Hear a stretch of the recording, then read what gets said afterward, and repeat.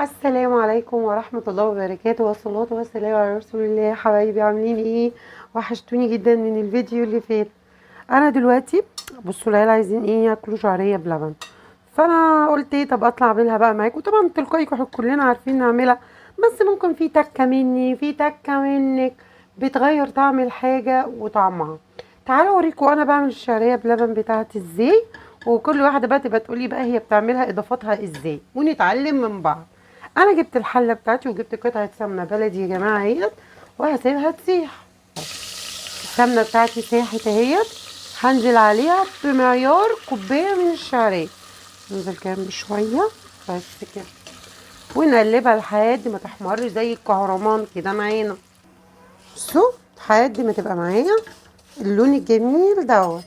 هجيب كوبايه من الميه وانزل عليها، هسيبها تستوي في كوبايه من الميه. ان كان شوربه، ان كان شعريه بلبن، ان كان اي حاجه، بتسيب تحطي الاول عليها كوبايه ميه تشكشك كده مع نفسها كده وتستوي. احط عليها الشوربه، احط عليها اللبن، السواء اللي انتي بتعمليه، بس لازم الاول نسويها في كوبايه ميه يا جماعه. بصوا شربة الميه بتاعتي خالص اهي، هنزل عليها. يعني ده قريت لي الا حاجات بسيطه من اللبن بتاعي. خد لها بس تقلبتين، واقوم جايه جبت معايا ربع كوبايه من الحليب اهو، حطيت عليها معلقتين نشا من نفس المعلقه دي، يبقى معلقتين نشا اللي هم بتوع الشاي هحطهم على الشعريه. تمام كده، تاخد غلوتين كده ونشوف هنعمل ايه. تمام. انا عندي بقى قشطه في التلاجة كانت بتاعه اللبن، هنزل عليها كده على الشعريه بتاعتنا الجميله. هجيب بقى السكر ده حسب مزاجك انت.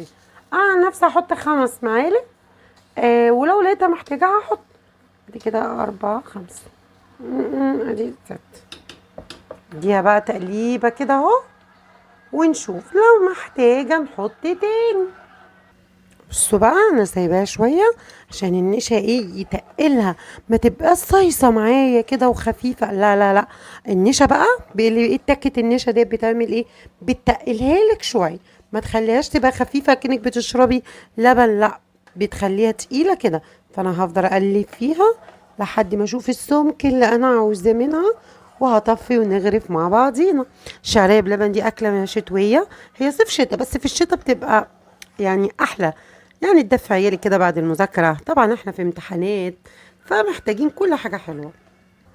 خلصت الشعرية باللبن. بصوا بقى طبعا قدمتها هي في بتاعة المجات دي بتاعة الشوربة، بتبقى جميلة قوي قوي، والعيال بيبقوا فرحانين بيها. بصوا بقى مش مية ازاي قوي، بصوا اهي جميلة. تعالى دوقها معاكم بقى كده،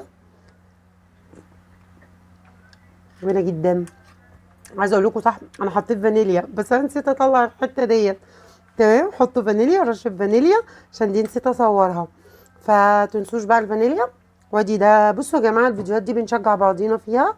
قومي كده عندك نص كيلو لبن اضربيها في الشعريه، ودي العيال كده تدفيهم، ولا اندومي ولا الكلام دوت. ده كان الفيديو بتاعنا النهارده، الشعريه بلبن الجميله اللطيفه ديت. يا رب تكون عجبتكم وقدرت اوصل لكم حاجه. ما تنسونوش في اللايك والشير، واشوفكم في فيديو جديد من مطبخ سالي صلاح، والسلام عليكم ورحمه الله وبركاته.